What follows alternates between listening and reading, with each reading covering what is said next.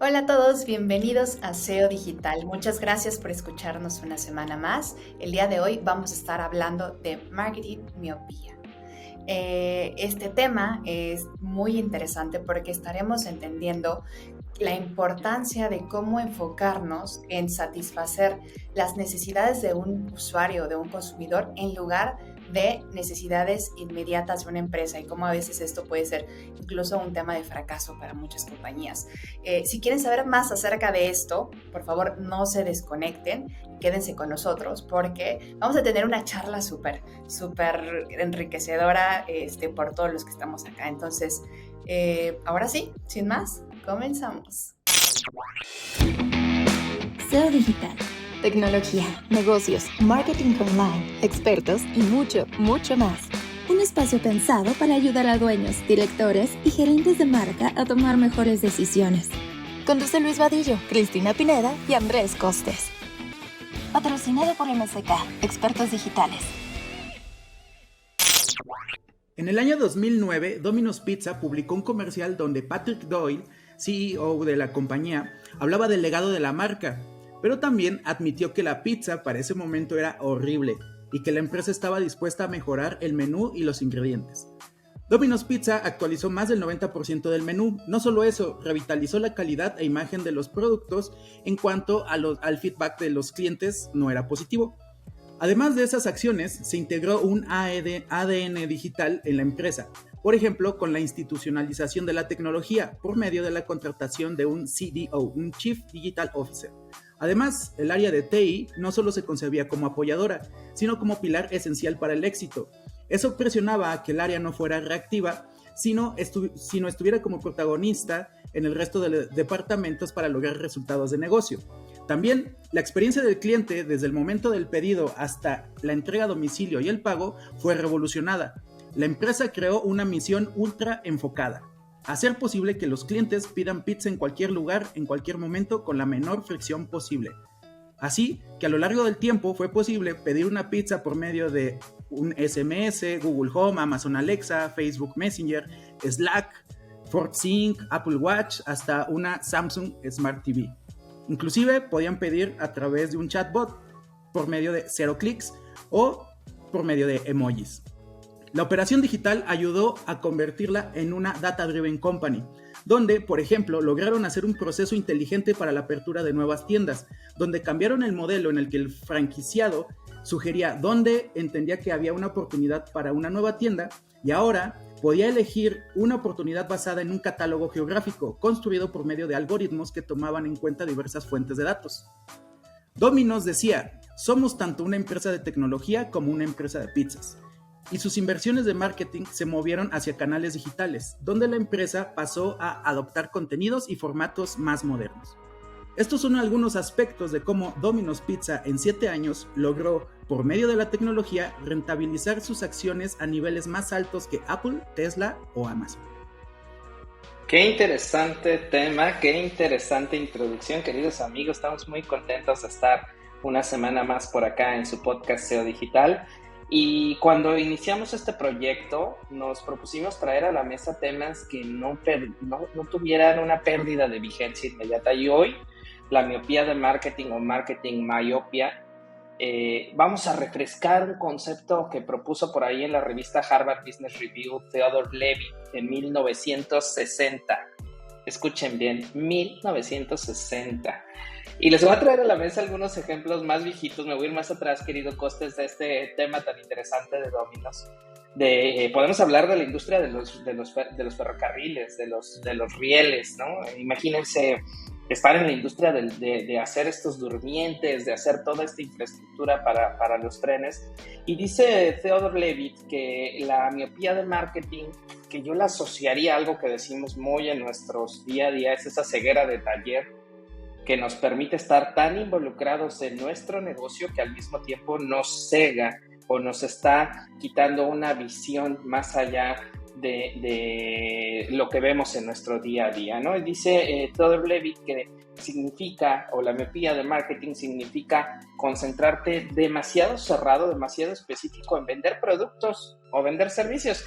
Y sé que suena, bueno, pues es que es obvio, yo soy una empresa que vendo telecomunicaciones, yo soy una empresa que vendo iPads, yo soy una empresa que vendo celulares, pero nos estamos perdiendo en el big picture, en la gran imagen, y entender que los consumidores en realidad están buscando la solución a algo.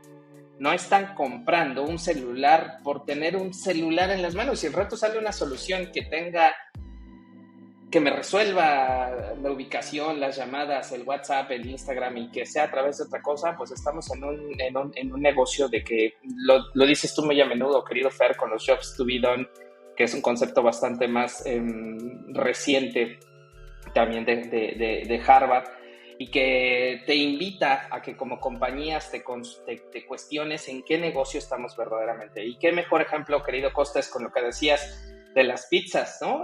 Imagínate, estamos hablando de que ya no estás en el negocio de vender pizzas, estás en el negocio de la tecnología, de conectar con el usuario. ¿Y qué pasa con quien está en el negocio de las películas? En realidad no está en el negocio de las películas, está en el negocio del entretenimiento. Entonces, yo quiero concentrar esta discusión y abrir el micrófono para escuchar también tenemos el día de hoy a mi querido Fer, a Chris y a Costes. Quisiera abrir el micrófono con 3 ideas clave, ¿no? Dice Theodore Levitt, no existe cosa tal como crecimiento de la industria. En realidad, la industria se puede modificar y el crecimiento ese de las cámaras instantáneas se acabó. La gente quería capturar momentos. Y que tu producto no es tu negocio. Tu producto es una manera de solventar, pero el día de mañana, y muy probablemente esté alguien en un garage construyendo la solución que va a venir a darle la vuelta. Y por esto, una recomendación de estas 3 ideas con las que quiero comenzar la discusión es concentrarte en las necesidades de tu usuario y no necesariamente en tus habilidades, en tus capabilities. Es decir, ¿qué es lo que le estás solventando al usuario? Muchas veces comenzamos con la aparente solución, pero sin un proceso previo de entendimiento del problema. Y creo que lo hablamos en el episodio pasado. Si quieren hacer pausa en y volver a escuchar con Design Thinking, creo que estuvo sensacional.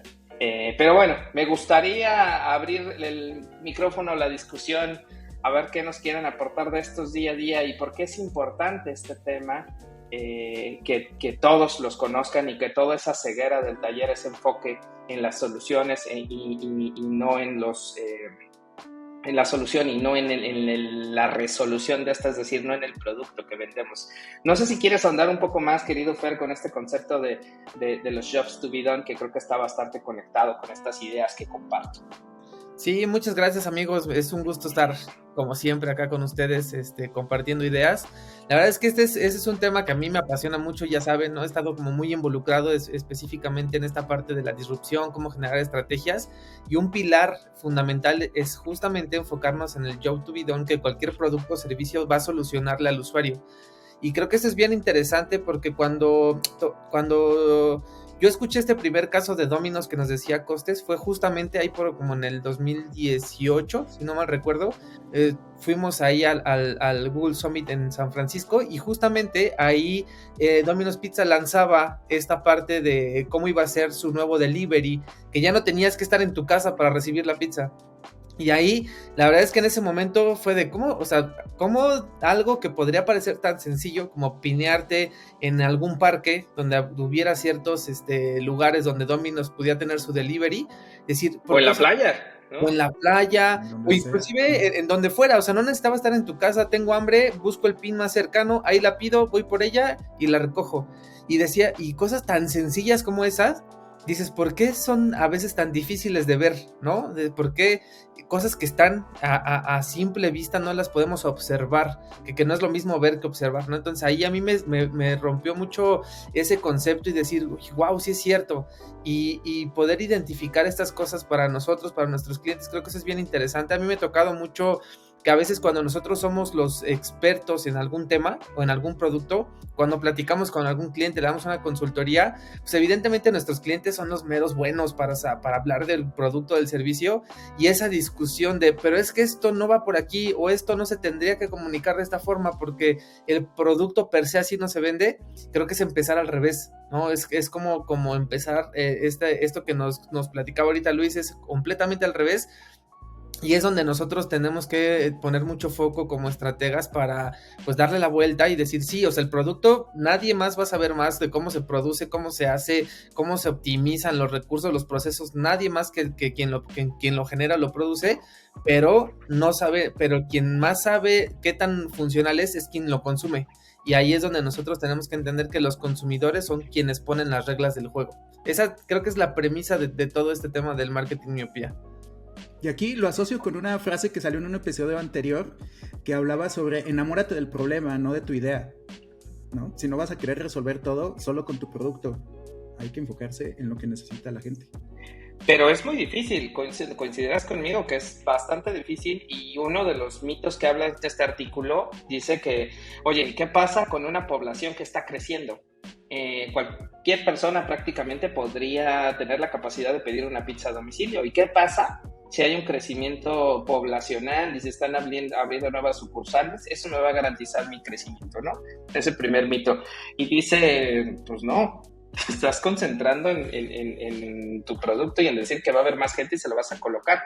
Pero el día de mañana alguien pone que la pizza la puedes pedir y en 2 minutos te la entregan en la playa. Pues te van a quitar todo ese terreno que tenías para vender ahí en la playa, ¿no?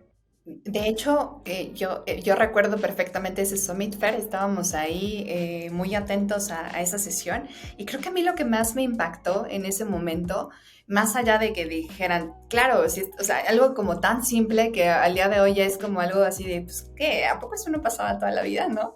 Que seguramente a muchas generaciones el día de hoy ya eso es lo que piensan, ¿no? Pero a mí lo que más me impactó fue el cambio que hubo, hagan de cuenta, en el mindset de toda la empresa, en el sentido de que cuando ellos presentaron su caso, dijeron una frase como, nos dimos cuenta que no éramos una pizzería, nos dimos cuenta que éramos un e-commerce de pizzas. Y entonces de pronto ahí, ¡pum! ¿Saben? Porque cuando entonces se dan cuenta que ellos eran un e-commerce de pizzas, se dan cuenta que su delivery es lo más importante y que tienen que poder hacer delivery a donde sea, como lo hace Amazon, como lo hace cualquier otro, otra app de deliveries o otro negocio de deliveries, ¿no? Entonces, tan solo con hacer ese cambio en su mindset, en entender que no eran lo que ellos creían que eran, ¿no? Eran algo más grande. Eso les dio la pauta para empezar a crecer las posibilidades de su negocio y empezar a encontrar nuevas maneras que si se hubieran quedado en la misma línea de pensamiento, seguramente no las hubieran encontrado, porque si se hubieran visto a sí mismos como siempre se habían visto, ¿no? No habían encontrado que podían entregar en la playa, ¿no? Porque antes incluso te decían, no, pero que sea un número local, porque si no, no podemos saber que estás en tu casa, ¿no? Nunca les pasó. Entonces, claro, cuando tenías que hablar del teléfono, exacto. No, me estaba... Porque te tenían que regresar la llamada, ¿no? Para verificar que tú estabas ahí y con eso era la confirmación. Tenía que ser un teléfono fijo. Yo ni siquiera sé cuánto tiempo tiene que no contesto un teléfono fijo en casa. Y además eso ya nos habla de, a ver, Theodore Levitt se adelantó muchísimo a lo que estamos viviendo el día de hoy, ¿no? O sea, en el sentido de que los negocios, en el ecosistema en el que estamos, todos los ecosistemas siempre se van a adaptar a las necesidades del mismo ecosistema.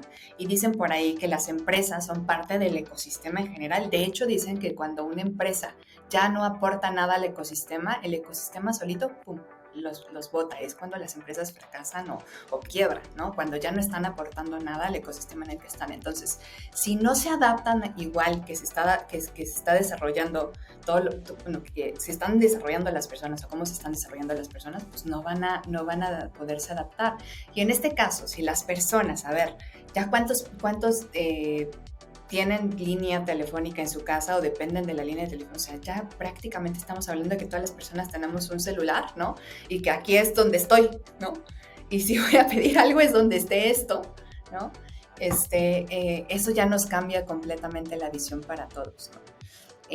Me gusta mucho lo que dijiste hace rato, Luis, de cómo conectarlo con el episodio pasado, porque efectivamente el hecho de que hoy en día más empresas estén abiertas y dispuestas a tener un Human-Centered Design, es decir, diseñar servicios y diseñar empresas pensando en las personas, en el humano y sus complejidades, creo que de pronto nos lleva a la raíz de todo, al origen de todo, ¿no? Y eso es lo interesante de lo que nos hace replantearnos la miopía del marketing, a dónde tenemos que regresar para volver a encontrar camino. Y es que suena muy sencillo poderte salir y poder dejar de ver las hojas. Sé que hablamos de ver las hojas a profundidad con metodologías, pero a nivel estratégico, en la alta dirección de las empresas, las personas que se encuentran al frente tienen que tratar de leer cambios. Y un segundo mito que plantean en esta miopía de marketing tiene que ver con que los grandes players, los número uno, los inmovibles de su banca, no van a ser sustituidos porque no existe una solución mayor para atender esa necesidad, ¿no? ¿Y qué trae como resultado este mito? Pues una falla en la innovación.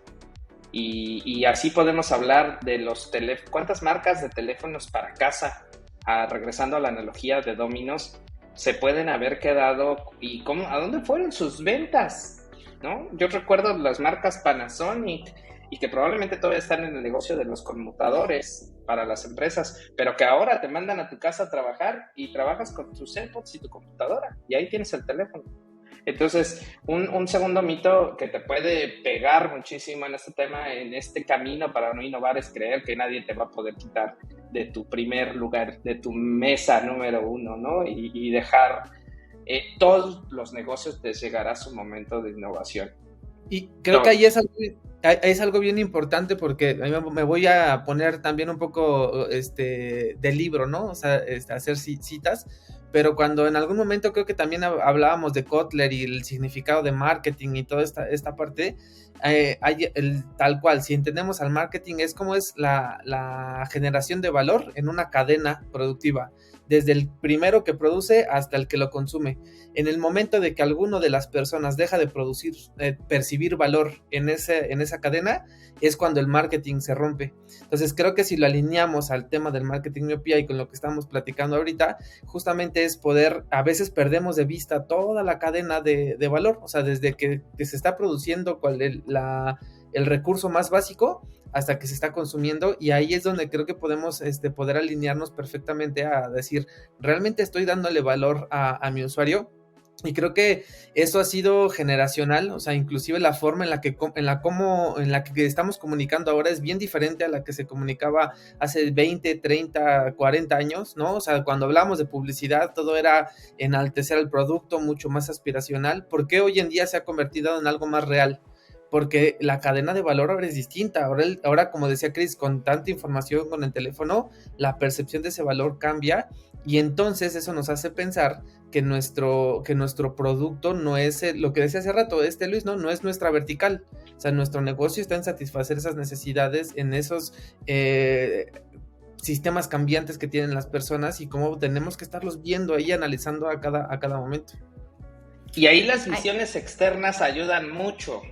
Porque llega alguien que no tiene o sea, si a mí me dicen, y van a hablar de MSK, antes, Más Clics, la agencia, llegan y me dicen, es que fíjate, creo que hablas muy mal en este tono y en el otro, yo difícilmente voy a decir, no, sí, claro, es muy sencillo, porque llevo 12, 13 años viéndolo con ese amor y con ese cariño, y hay un sesgo cognitivo importante, ¿no?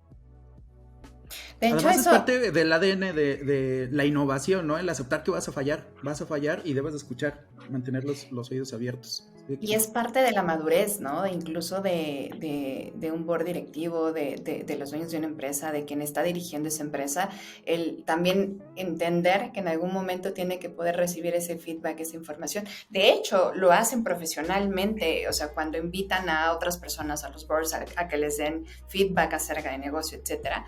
Pero creo que es sumamente importante esta parte, porque volteen, si no, solamente a ver las grandes empresas. ¿Qué ha pasado últimamente con tecnológicas como, no sé, Facebook, ¿no? Cuando de pronto se da cuenta que efectivamente si todos los huevos están en el producto Facebook como tal, y el mundo ya está cambiando y de pronto y entonces tienen que verse como algo más grande, y entonces sucede que Meta empieza a decir, no, yo tengo que ser más grande, tengo que tener esto y esto, porque si yo quiero depender de mi producto Facebook, pues yo ya sé que no va a pasar porque las generaciones están cambiando, ¿no? Y entonces tengo que moverme en conjunto con... Y entender también, voy a conectarlo con el tercer mito que dice este artículo, insisto, interesante, y vamos a poner ahí referencias en los show notes, o en la descripción de este artículo el link por si lo quieren navegar. Dice que un mito también es, oye, no me voy a poder, y aún más quizás hacia las empresas pequeñas, no me voy a poder defender de la producción masiva, ¿no? Y yo lo conecto ahora con los grandes. ¿Y qué crees? Pues por supuesto que el resultado de eso es que te vas a enfocar en vender, y a veces vender es vender al precio más bajo y no conectarte con el marketing. ¿Qué es el marketing? El vender es hacer un proceso de transacción monetaria, donde me das cash, me das efectivo por mi idea, por mi solución. Y el marketing tiene que ver más con un proceso de satisfacción de necesidades de nuestros clientes a través de un producto o de un servicio. Y tiene que ver con la lectura de cuál es la necesidad concreta. Un ejemplo que les pongo yo mucho al equipo es cuando vas a una ferretería y le dices, quiero una pala. Sí, un mal vendedor te la vende, te la entrega. Y un buen vendedor te pregunta, ¿para qué la quieres? Es que quiero sembrar un pequeño bonsai. Ah, no, pues no necesitas una pala, ¿no? Necesitas a lo mejor una cuchara de jardinería. Y tratar de entender las necesidades y las particularidades que tiene nuestro negocio. Sé que suena muy sencillo, y extrapolándolo, nuestros negocios generalmente de la audiencia que nos escucha son más complejos que vender una cuchara para la jardinería. Pero yo los invitaría a este proceso de reflexión, de entender que sí podemos competir contra eso y también ser orgullosos de lo que no somos, ¿no? Contra esos procesos grandes y de producción hay huecos, y lo hemos visto en muchas industrias. Una empresa que se dedica a hacer colchones en caja, sin resortes, que se doblan, llegó a pelear a una categoría que llevaba años sin sacudirse. Y no lo hizo en México, lo hizo en el mundo. Después llegó hacia México, llegó a otras latitudes, América Latina, también sé que nos escuchan por ahí. Entonces, es una invitación también a voltear a ver en ese proceso de cómo identificamos las necesidades y cómo las solventamos. Porque si no, va a llegar un chiquito, un mediano o un grandote a hacer lo que nosotros no hacemos. Oye, Luis, y ahí creo que es sumamente importante el tema de la conexión, del trabajo integrado y de la conexión entre áreas, porque ahí te va.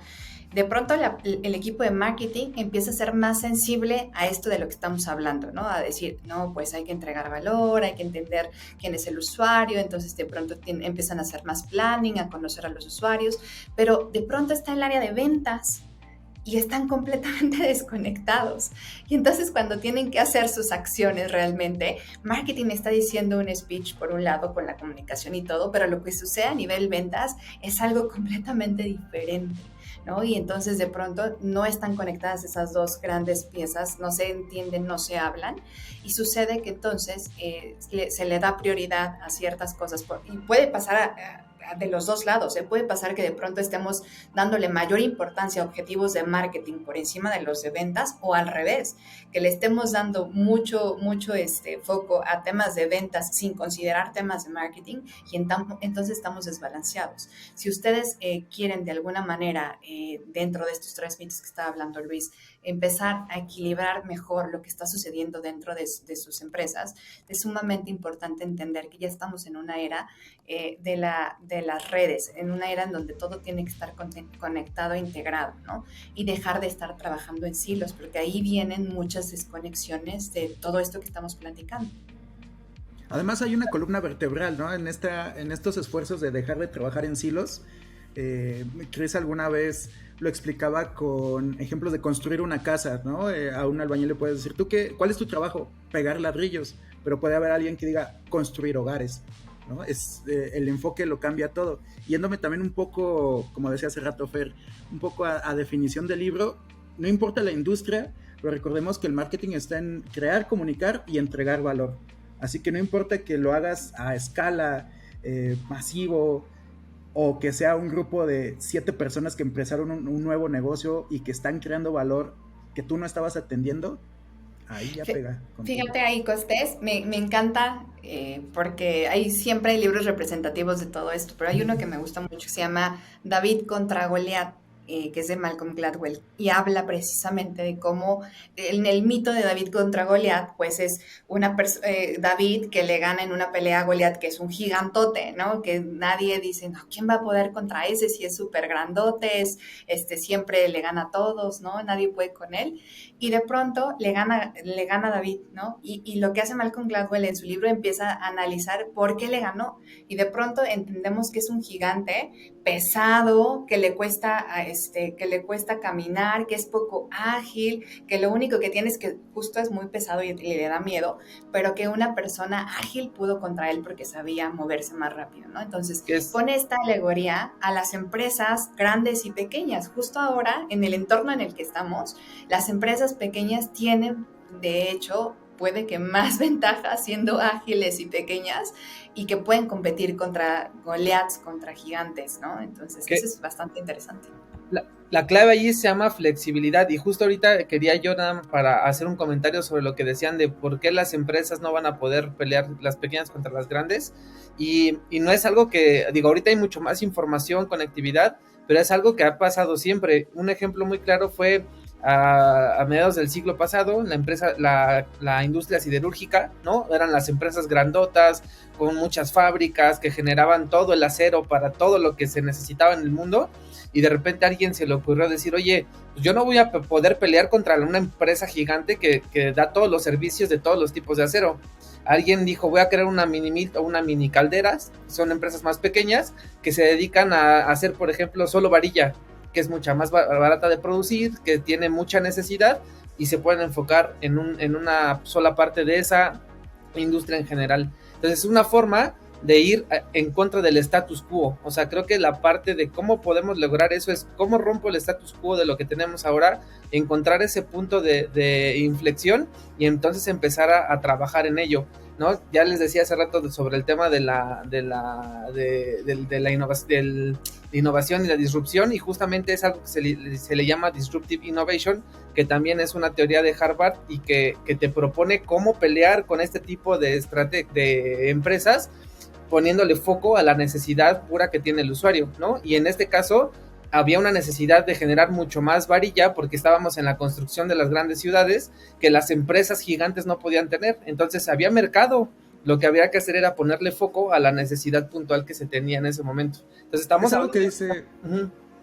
Es algo que dice continuamente Luis, ¿no? El de estar orgullosos de lo que somos y de lo que no somos. Alguna vez escuché a un brand manager de Crocs que decía, una de las grandes wins que ha tenido Crocs es no querer ser otra cosa que Crocs.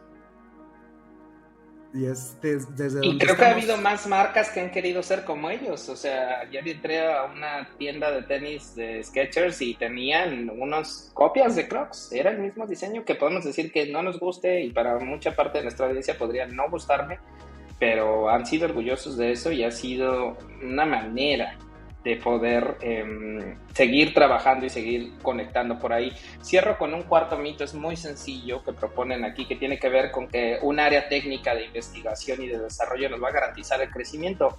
La verdad es que las áreas técnicas son muy buenas y ayudan al desarrollo del producto, pero si hay una desconexión, si trabajamos en silos, vamos a acabar vendiendo nuestros productos que nosotros queremos y pensando venderlos a nosotros.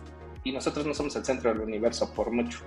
Entonces tenemos que pensar en el usuario. Y me gustaría comenzar esta recta final de conclusiones hablando de las posibles curas para esta miopía de marketing, para esta ceguera de taller. Y voy a comenzar, generalmente cierro con las conclusiones, pero ahora quiero comenzar yo, si me lo permiten, y es, primero hay que pensar más allá del negocio.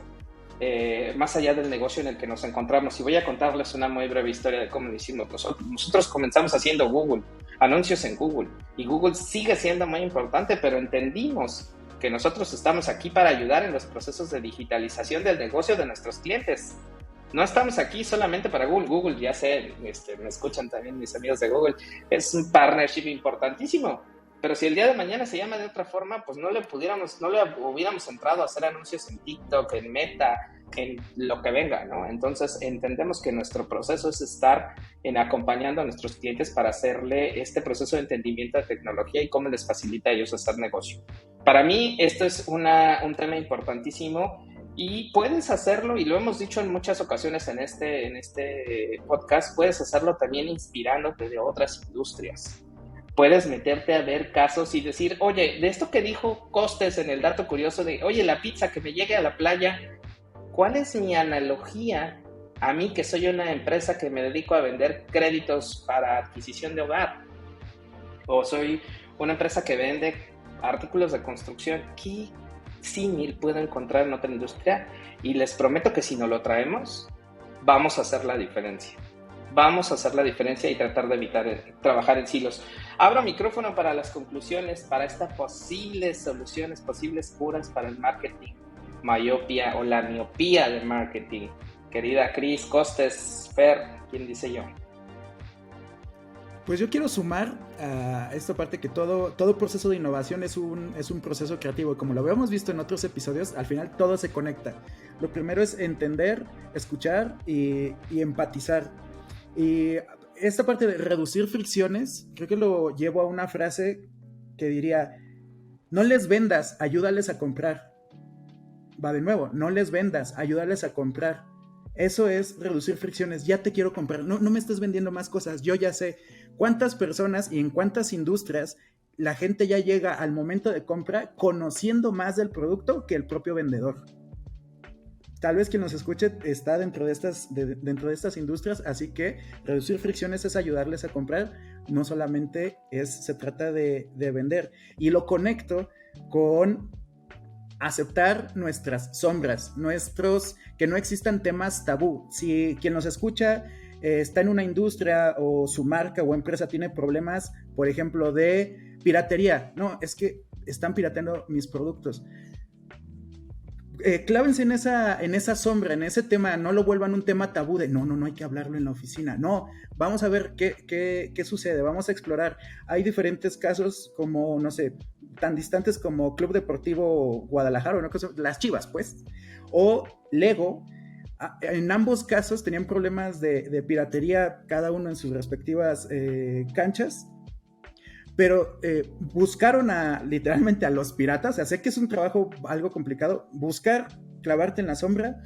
En ese caso buscaron a los piratas y vieron qué buenas prácticas tenían y cómo puedo aprovechar y aprender de eso que parece un gran problema del cual ni puedo hablar.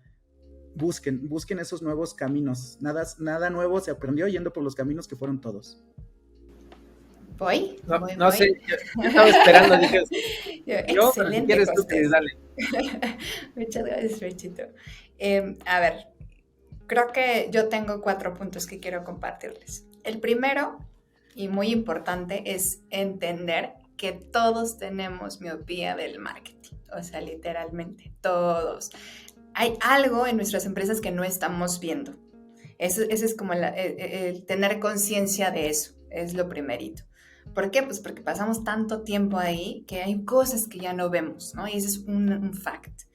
Y en función de eso, lo que yo les recomiendo es que tenemos que empezar a involucrar más a otras personas de sus empresas, a personas de, no sé, gerentes, directores, más involucrados en el negocio para que haya más mentes, no solamente ustedes, involucradas en eso, para que les empiecen también a dar feedback sobre esos puntos que ustedes no ven. Entre más personas puedan estar involucradas, también más gente se va a dar cuenta de eso. Eso es hacia el interior.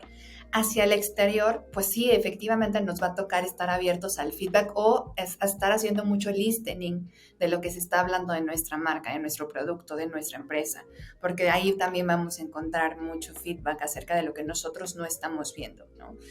Y finalmente creo que una parte muy importante, y ahorita no lo comentamos, pero suele ser como motivo de, a veces hasta de chistes locales y eso, es que la mayor parte del tiempo, muchas de las grandes ideas y muchas de las grandes cosas que vamos a entender, las vamos a ver fuera del negocio. Y aquí yo me quiero concentrar en qué pasa con nuestra vida fuera del negocio. Cuando estamos en un viaje, cuando vamos a un restaurante, cuando estamos disfrutando la vida con nuestra familia, estamos siendo parte de experiencias más allá de nuestra cabeza no está en el negocio, nuestra cabeza está en disfrutar ese momento y es cuando más sensibles estamos a las experiencias, cuando más sensibles estamos a si un proceso está bien, no está bien, si nos hicieron esperar, si saben, todas esas cosas cuentan y son las que nos van dando como luz de decir, claro, esto también pasa en mi empresa, claro, eso es malísimo, no quiero que esto pase, ¿no? Hay un juego que por ahí tiene Luis y es el de arreglar el negocio ajeno, que cuando uno está en estos espacios ya más relajado, que no estás pensando, se te ocurren un montón de ideas para arreglar el negocio ajeno porque las puedes ver con claridad. Y muchas veces necesitamos salirnos precisamente como de ese contexto, ¿no? Y tratar de vivir la vida y ver eso que está sucediendo en otras experiencias. Entonces yo me quedo y les recomiendo que también atiendan esa parte. Bien, entonces, Cris, pues la verdad es que ya casi me ganaron unas ideas, pero todas alineadas. Creo que está padre porque eso habla de que vamos teniendo una convergencia en los pensamientos. Lo primero que yo les diría es que en este proceso que nos decía Cris de convertirnos en consumidor, o sea, es justamente el pensemos en qué estamos haciendo fuera del trabajo. Pasamos muchas horas tratando de dirigir y creo que eso es lo que nos empieza a cegar. Convertámonos en consumidores, eso nos va a dar nos va a refrescar la mente, ¿no? Lo segundo es que estemos abiertos a escuchar. Esto no va a cambiar si no estamos abiertos a recibir un feedback. Importante para las personas que estamos en la dirección de alguna empresa es que el feedback comúnmente viene del equipo. Entonces ahí hay que abrirnos porque creo que ahí puede haber muchas respuestas, ¿no? Y lo tercero, que lo voy a ligar ya para terminar, es que necesitamos tener mucha humildad. No podemos nosotros pensar que somos buenos para todo o los mejores para todo. Entonces necesitamos reflexionar y cambiar y entender que decir, ok, vamos a ver qué podemos aceptar, qué hay allá afuera que no esté viendo, y creo que esas podrían ser algunas de las conclusiones iniciales, ¿no? Antes de entrar a temas técnicos, quiero empezar desde la perspectiva de dirección, cómo puedo yo cambiar esa parte, y creo que siempre viene bien una ayuda externa. Pues muchísimas gracias por sus conclusiones, gracias por haber participado en este episodio. Me parece que es un tema muy relevante y es un tema que hay que mantener en la conversación. Quisimos traerlo a la mesa porque aunque suene que tiene sus años, me parece que lo hemos visto en estas semanas, en estos días, en estas presiones de casi estar cerrando el tercer trimestre del año y de generar más resultados, y lo hemos visto, y este contenido creo que podría ayudar a nuestros clientes y a quienes no lo son a tratar de inspirarles y llevar un poco más adelante sus iniciativas de comunicación, de marketing y de estrategia. Los invitamos a que nos escriban a nuestro mail, que es seodigital@mck.agency. Estaremos encantados de escuchar sus opiniones, lo que les guste o no del programa, y saben que lo hacemos con mucho amor. Con esto nos despedimos. Esto fue SEO Digital y nos vemos en la próxima. Adiós. Bye, amigos. Adiós. SEO Digital. Tecnología, negocios, marketing online, expertos y mucho, mucho más. Un espacio pensado para ayudar a dueños, directores y gerentes de marca a tomar mejores decisiones. Conduce Luis Vadillo, Cristina Pineda y Andrés Costes. Patrocinado por MSK, Expertos Digitales.